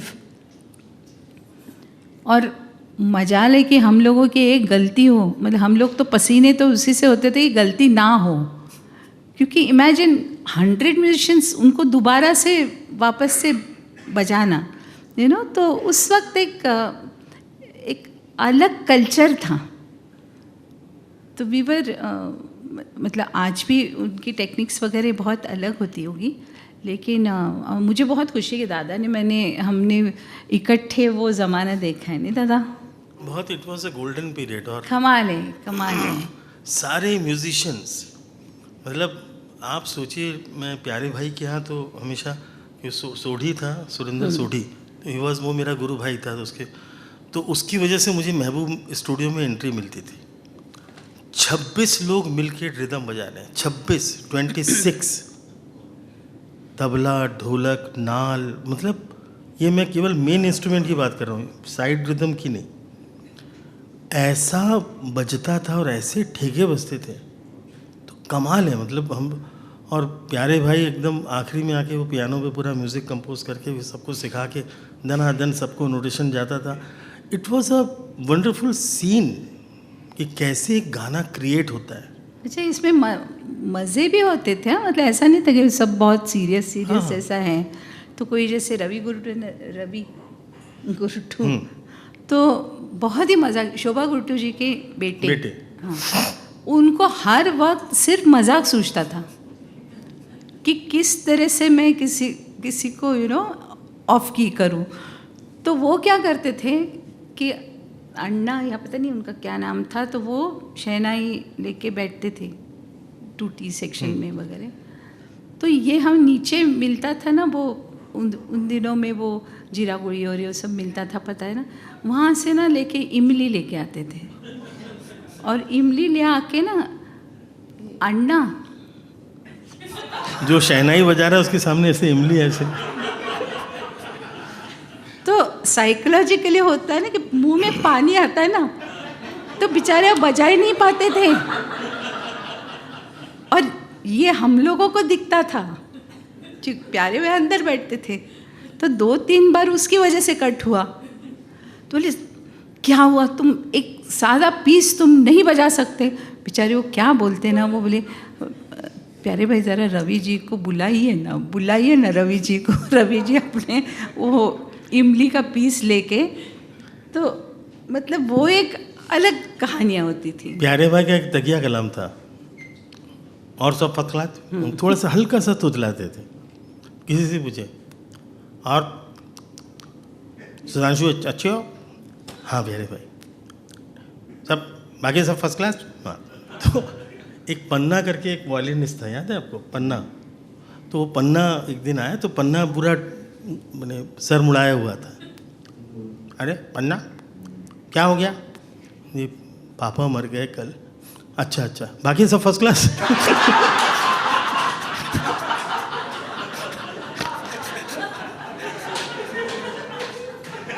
तो फिल्म लाइन में ये था कि एवरीवन वाज एंजॉइंग, क्योंकि वो इतना प्रेशर में काम होता था ना कि उसमें ओनली हास्य रस would give you the tonic. तो खैर, हाँ जी। दूसरी और एक चीज़ मैं अपनी मतलब very personal, of course relating to music, ये मैं शेयर करना चाहती हूँ, क्योंकि मैंने मदर इन लॉ की बात कही आपको, लेकिन my father in law was a great admire. मतलब ऑफ कोर्स अरुण जी सुबह 9 बजे चले जाते थे, रात को 10-11 बजे आते थे। तो दिन में इन्हीं के कानों के ऊपर मेरे सारे जितना भी, क्योंकि हम मना करने वाला तो कोई था नहीं, तो मैं गाती रहती थी। और हमारे घर के बिल्कुल डायगनली ऑपोजिट एक बैंक ऑफ महाराष्ट्र था, तो वहाँ आवाज़ जाती थी। आज जितना ट्रैफिक तो था नहीं, तो आवाज़ गाने की वहाँ तक जाती थी। तो वो आए हमारे पास और बाबा, मतलब मेरे फादर इन लॉ, उनको कहने लगे कि इस नवरात्रि में वो एक खानके बिल्डिंग है दादर में, तो वहाँ पे हम इनका गाना रखना चाहते हैं। तो उन्होंने कहा ठीक है, लेकिन 300 रुपये लेगी। तो उन्होंने कहा कोई बात नहीं। तो उन्होंने 300 रुपये दिए और अपना खानके बिल्डिंग में दे। और वहाँ पे भी आप जैसे दिग्गज रहते थे, वहाँ पे रामू भैया दाते वगैरह, प्रोग्राम बहुत अच्छा हुआ, उन लोगों को बहुत अच्छा लगा। तो नेक्स्ट ईयर फिर वो बोले कि नहीं, पब्लिक डिमांड से इनको और एक बार बुलाना है, लोगों ने कहा है कि नहीं इन्हीं को लेके आइए। तो बोले अभी इस साल 3.5 से 1 रुपया कम नहीं होगा।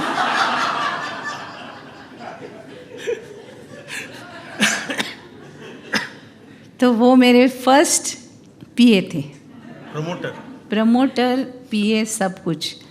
और किसी बुज़ुर्ग के या किसी भी मतलब जो दिल से बहुत क्लीन होते दादा, उनका आशीर्वाद कितना बड़ा होता है कि वो हमेशा कहते थे, क्योंकि अरुण जी आशा जी के साथ बहुत, ही was very close to Asha ji, और उनके साथ वो बहुत म्यूज़िक प्रोग्राम्स करते थे, बजाते थे। तो बट नेचुरल हमारे बाबा थे, तो वो कहते थे कि अरे मेरी एक बात सुन, इसका ना एक ही गाना तुम आशा जी के साथ डुएट करो। अरुण जी का खून खौलता था कि बाबा आपको क्यों म्यूज़िक का कुछ पता नहीं है, आता नहीं कुछ, कहाँ इसको उठा के एकदम आशा भाई के साथ मैं कहाँ खड़ी करूँ?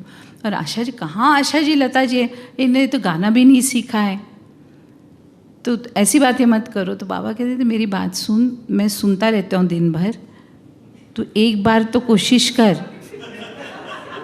ये एवरी थर्ड डे ये हमारे घर में था, मतलब I am not exaggerating also, every third day यही था कि इसको गवाओ। और वो बोलते थे आपको कुछ समझता नहीं गाने का, आप बिल्कुल मत बात करो। And then in 75 unfortunately my father in law he passed away on the 25th of May। और उस वक्त अरुण जी गए हुए थे लता जी और मुकेश जी के साथ प्रोग्राम्स के लिए कनाडा। उस वक्त तो ये फ़ोन्स कुछ नहीं, मतलब एक न्यूज़ भी अगर किसी को देनी है तो वो 2 दिन 3 दिन वो भी कहाँ पे, जो ऑर्गेनाइज़र है उसके घर पे जाके चिट्ठी पड़ती थी। तो वैसे उनको बोला गया, तो then he came, he had to come. तो ये हुआ 25th को, और 28th को मेरे पास फ़ोन आया हृदयनाथ जी का, और उन्होंने कहा कि एक 6 जुलाई को और 6 जून को एक रिकॉर्डिंग करनी है। तो मैंने कहा बाला साहब मैं नहीं आ सकती, हमारे घर में ऐसे ऐसे हुआ है। तो said how come you didn't tell us and all those things. तो सेड कि देयर वाज नोबडी, आपको कोई बताया ऐसे। तो बोले कि फिर कैसे करेंगे? तो मैंने कहा एक डेट से, एक दिन से थोड़ा आगे नहीं हो सकता है? नहीं ना, आशाची डेट नहीं है। तो आई सेड भाई आशाची, आशा तेम बरोबर डुएट आहे। And on the 6th of June जो उनकी 13वीं पड़ती थी, that was the day that song got recorded. मतलब किसी की इच्छा मतलब कितनी प्रबल हो सकती है, you know they can manifest. और इनका आशीर्वाद किस तरह से है ना, I have always maintained, of course my mother was very keen कि मतलब वो इतनी कीन थी कि मतलब इसका मेरे मरने के पहले इसका एक गाना हो बस रिकॉर्ड, ऐसे होता था ना उन दिनों में। तो उनकी इच्छाएं बहुत छोटी होती थी कि ऐसा नहीं है बहुत बड़ी सिंगर होना चाहिए, बड़ा ये होना, एक गाना होना, एक गाना रिकॉर्ड होना चाहिए। लेकिन मेरे father in law, mother in law और मेरे गुरु, मेरे फादर इन लॉ और मेरे गुरु, उनका इतना ज़्यादा वो था कि नहीं ये सिंगर बनेगी। तो that song was recorded and Arun ji came that night only. तो दैट वॉज वन एक गाना जो मैंने आशा जी के साथ गाया। I will just hum out the first.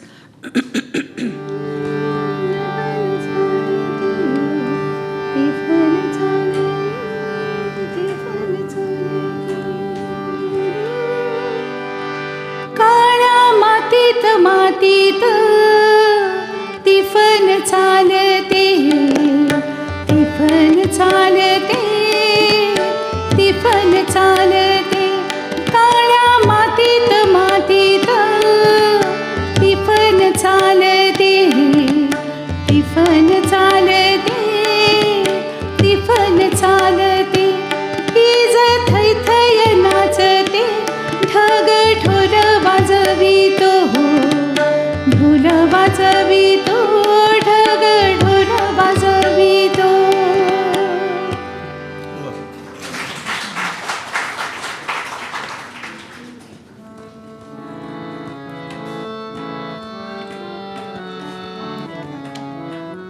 Album था उसमें से।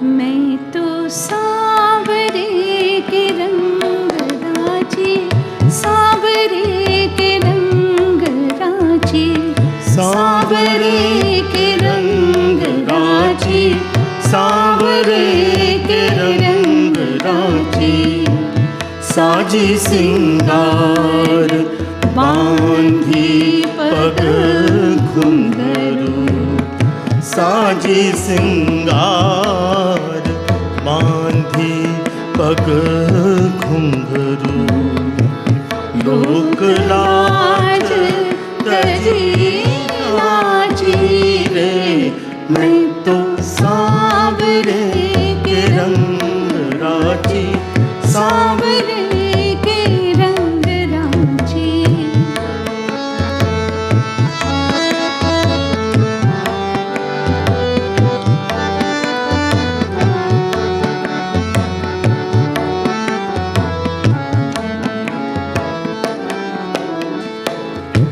गई कुमती लई साधु की संगति, गई कुमती लई साधु की संगति, भगत रूप भई सांची।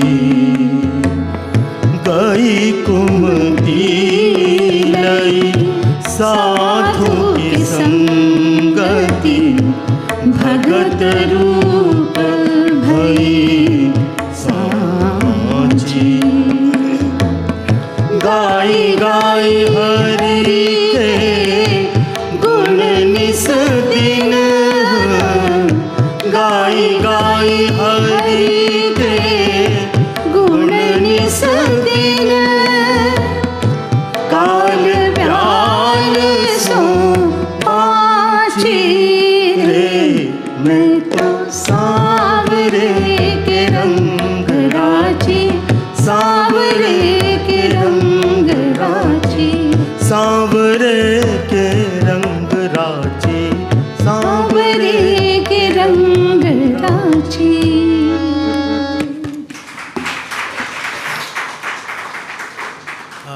एक छोटा सा परिचय देना रह गया है। आयुषी शाह दीदी के साथ बजा रही हैं हारमोनियम पर भी, और मयूर भाई તમારા માટે સૂચના मुंबईની દીકરી છે, हाँ, और तबले पर हैं श्री ओंकार कुलकर्णी। आज हमने उनको थोड़ा सा ऑफ रखा है क्योंकि इतनी ज़्यादा ठंड है कि यहाँ एयर कंडीशन में कूल करने की अब ज़रूरत नहीं है। और साउंड हमारा आज कर रहे हैं Shri Pandharpure sound, Vijay is operating the sound.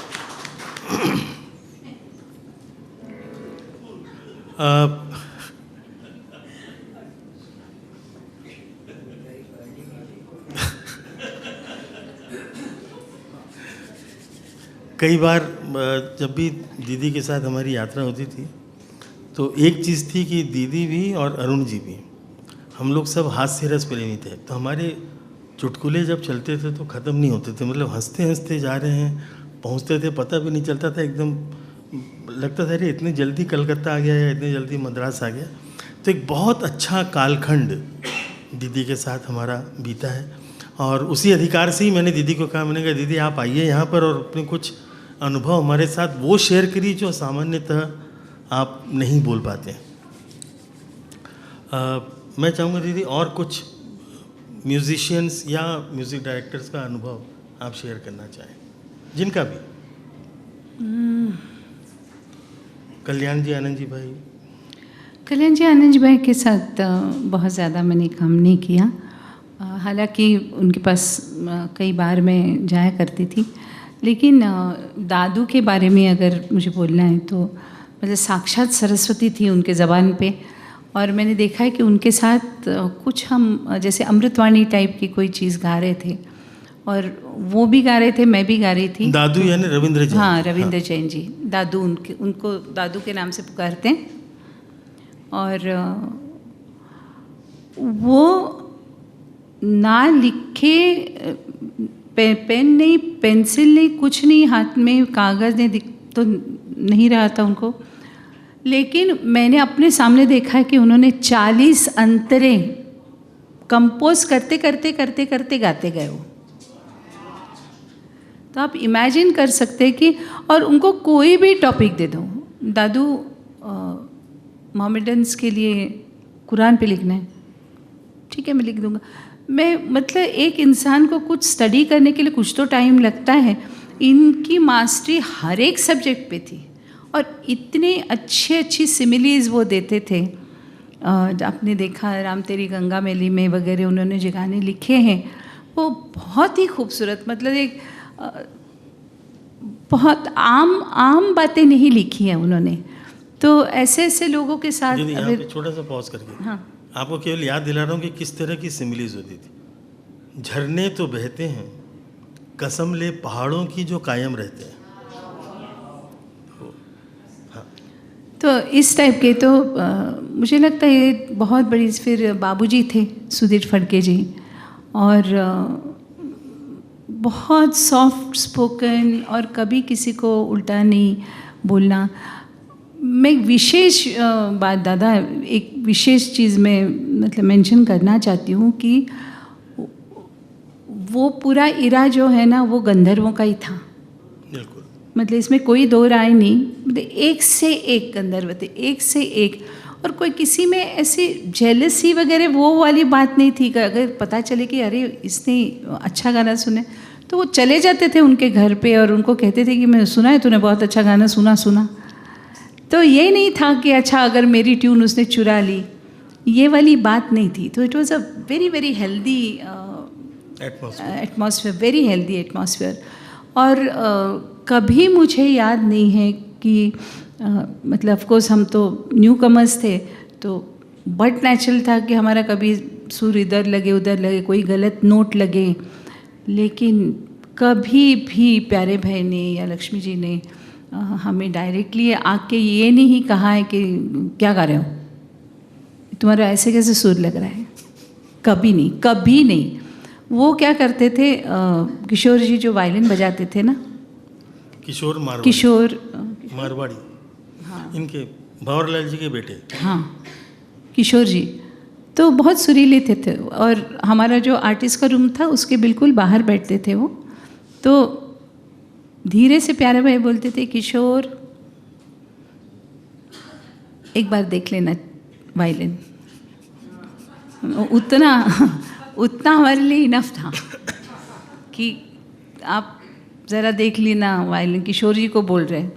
उसी तरह से अगर कोई रिदम में वगैरह कोई गड़बड़ हो रही है तो वहाँ जो कंडक्ट कर रहे उनको बोलते थे। मतलब कभी किसी को इंसल्ट करना कि तुम्हारा सुर कम लग रहा है, ठीक नहीं लग रहा है, क्या गा रहे हो, कभी भी नहीं। किसी भी मतलब जितने लोगों के साथ मैंने गाया है, नेवर, ऐसे कभी भी नहीं हुआ कि नहीं सुर नहीं लग रहा है। So these are things. मतलब पंचमदा के साथ, पंचमदा वो भी मतलब वो गवैया से ज़्यादा खवैया थे, वो इतने ज़्यादा खवैया थे। तो मैं जब जाती थी तो of course I used to be nervous, as I told you कि थोड़ा सा तो मतलब जब तक वो गाना शुरू ठीक से ना हो तब तक मेरे दिल में एक धक धक सी रहती थी कि ठीक हो जाए करके। इमीडिएटली उनको पता चलता था कि थोड़ी सी नर्वस है करके। अच्छा छोड़ो, तू रान खाती के रान? नहीं दादा मैं रान नहीं खाती, तू बना के देख, मैं घर पे बनाता हूँ। किस दिन आती है बता, तू घर पे कब आती है? रान पकाएंगे। तुम कैसे पकाती हो? कुकर में उसको कुक करती होगी? दादा मैंने रान नहीं खाया, मैंने कभी, मैं सिखाता हूँ, तुम आ जाओ। अच्छा फिर रान की बातें हुई, अबाउट 1-1.5 घंटा भर रान की बातें हुई। फिर मच्छी वो कैसे करते हैं, वैसे हमारा भी टाइम दादा उसी में जाता था। मैं थोड़ा अरुण जी के साथ निकल जाता था, वो निकल जाते, बताओ। और कहानियाँ खाली मुझे सुनाते कि क्या दीदी ऐसी डिश बनती है और डाब में माछ बनती है और ऐसे से, और मैं बस वो क्या मुंगेरी लाल के सपने। तो बेसिकली खाने वाले नहीं, गाने वाले खाने वाले। आप में से जो लोग नहीं गए हों उनके लिए बताना चाह रहा हूँ, पंचमदा वॉज ग्रेट सोल। उनका जो सिटिंग रूम था, it was almost like of this size, half of this room, this hall, huge. और उसमें गद्दे जो थे वो साइड में लगे हुए थे दीवार के साथ, और उसी में सारे म्यूजिशियंस बैठते थे, चाहे वो कीर्ति बाबा हों, कीर्ति लॉर्ड, भूपेंद्र जी, उत्तम सिंह जी, बासु मनोरी, यानी बासु चक्रवर्ती, मनोरी सिंह, ये सब लोग लाइन से बैठते थे। उसी में गुलशन बावरा बैठे हुए हैं, उसी में आनंद बख्शी बैठे हुए हैं। आनंद बख्शी बैठे तो गुलशन बावरा धीरे से निकल गए, दूसरे लिरिक्स राइटर। कभी मजरू साहब आए तो आनंद बख्शी जी निकल गए, जो भी सीनियर होगा उसको बैठेगा junior. And every 3 feet there was a microphone. आप जो भी बात कर रहे हैं, आप गुनगुना रहे हैं, एवरीथिंग वॉज रिकॉर्डेड। उनके पास स्पूल, वो 1/4 इंच स्पूल चलते रहता था। उनका एक आदमी था जो पूरे समय कंटिन्यूस रिकॉर्डिंग करता था, एंड वो हर एक को अप्रिशिएट करते थे। यार ये मैंने ऐसे बोला है, वो हमेशा ऐसे हिलते रहे, अच्छा ये ऐसा किया है, हाँ मारुति देख क्या क्या क्या करते हैं इसमें, कुछ अच्छा पिकअप। तो he was always for something new. वो चाहे रिदम पास भी क्या दादा म्यूजिशियंस थे, Maruti Rao, best musicians. Incredible. उसमें एक छोटी सी घटना मैं दीदी आपको हाँ, ऐसे सुना रहा हूँ, थोड़ा सा आउट ऑफ ट्रैक जा रहा है पर मैं रोक नहीं पा रहा हूँ अपने आप। कार्तिक कुमार जी क्लासिकल के बहुत अच्छे, नीलाद्री के फादर, तो वो पहली बार उनको बुलाया गया कि आप फिल्म सेंटर में आइए। वो बेचारे बहुत डरते, नहीं मैं हम तो जानी ना, मैं कैसे बजाऊंगा। बोले नहीं आप चाहिए। अब R.D. बर्मन के जो म्यूजिशियंस थे ना, देवर लाइक, वो कॉलेज में जैसे रैगिंग करते हैं ना, उस तरह के थे। वो पूरे टाइम खिंचाई करने के चक्कर में, उतने में वो इतने प्रेशर में थे कि उनको प्रेशर आ गया। अच्छा, फिल्म सेंटर में क्या था कि एक फ्लोर पे स्टूडियो था और उसके एक फ्लोर ऊपर में बाथरूम था। तो उनको किसी ने बताया कि अरे हाँ चलिए आप इधर बाथरूम में ले चलते हैं करके उनको बाथरूम में ले गए। और होमी भाभा जो अपने उनके साथ साइड रिदम बजाते थे, होमी भाभा ने सबको इशारा किया कि अभी कार्तिक गया है अंदर, तो उन्होंने मेन नल बंद करवा दिया। हम now he sitting there waiting for someone to help him, क्योंकि आधा काम हुआ है और उसकी स्थायी हो गया, अंतरा नहीं हो पा रहा है। तो उतने में एक म्यूजिशियन ऐसे ही गुनगुनाते हुए, कावस काका ने, फादर कावस काका, केरसी लॉर्ड एंड बजी Lord, father of all the naughty musicians. तो कावस काका उधर से तो उधर से कार्तिक दा अंदर से सुनिए क्या हो गया, अरे पानी खत्म हो गया है, हम फंस गए हम। अरे दादा आप चिंता मत करिए, अभी आता है। वो पारसी बाबा थे, वो गंद गए बाहर से, गोल्ड स्पॉट की एक शीशी लाके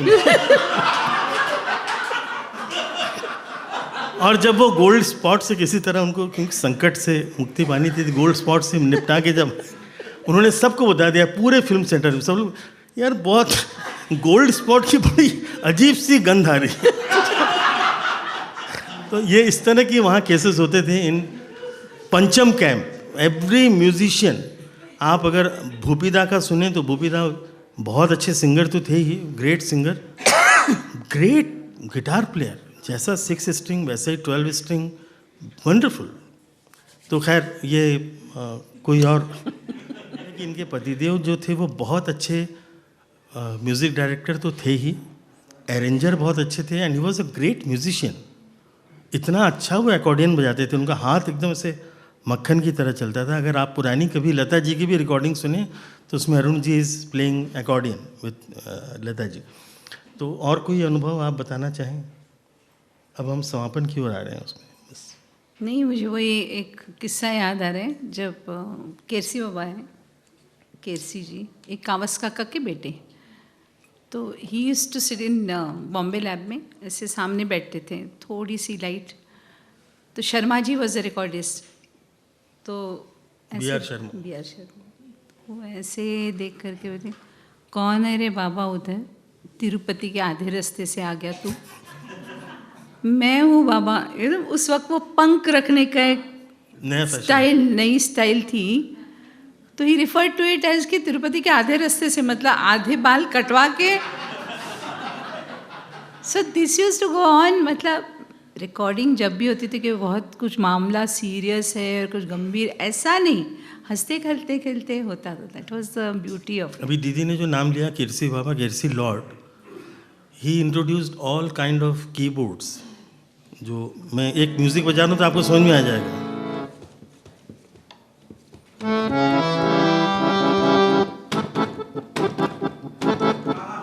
दिस वॉज केसी लॉर्ड।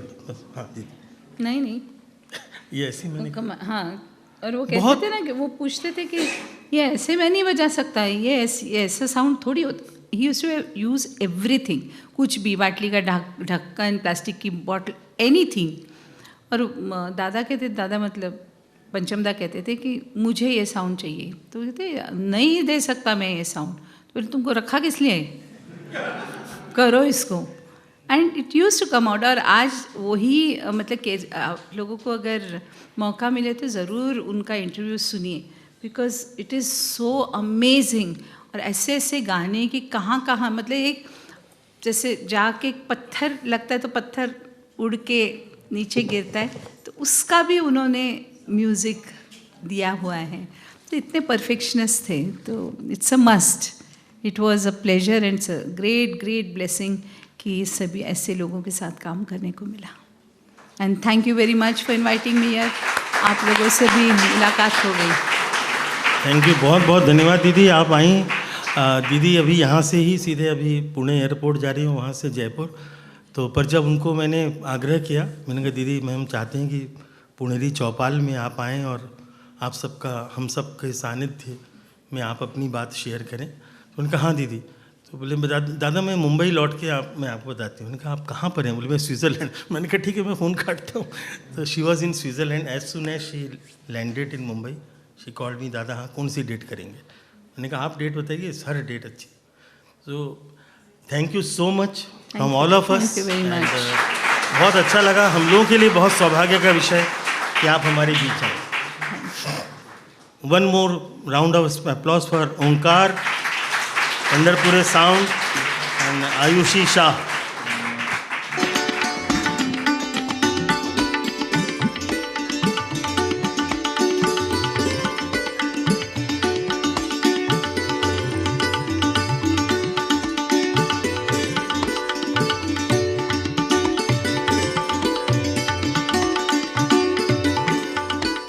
हमारे जो भी कला साधक कलाकार आते हैं तो उनका हम सब अपनी ओर से सम्मान करते हैं। तो थोड़ा सा आपके ऊपर पुष्प दृष्टि।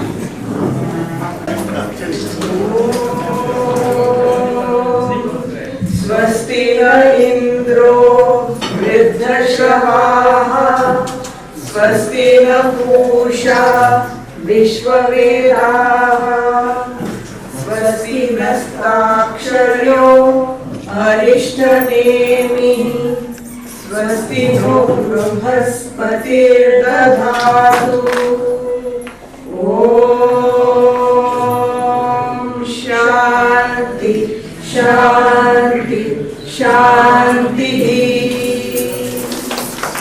ॐ द्यौः शान्तिरन्तरिक्षं शान्तिः, पृथ्वी शान्तिरापः शान्तिरोषधायः शान्तिः, वनस्पतयः शान्तिर्विश्वे देवाः शान्तिर्ब्रह्म शान्तिः, सर्वं शान्तिः शान्तिरेव शान्तिः सामा शान्तिरेधि। ॐ शान्ति शान्ति शान्तिः।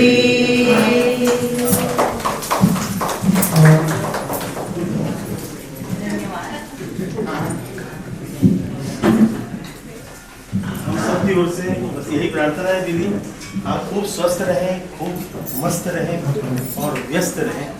हम सबकी शुभकामनाएं। बहुत बहुत धन्यवाद।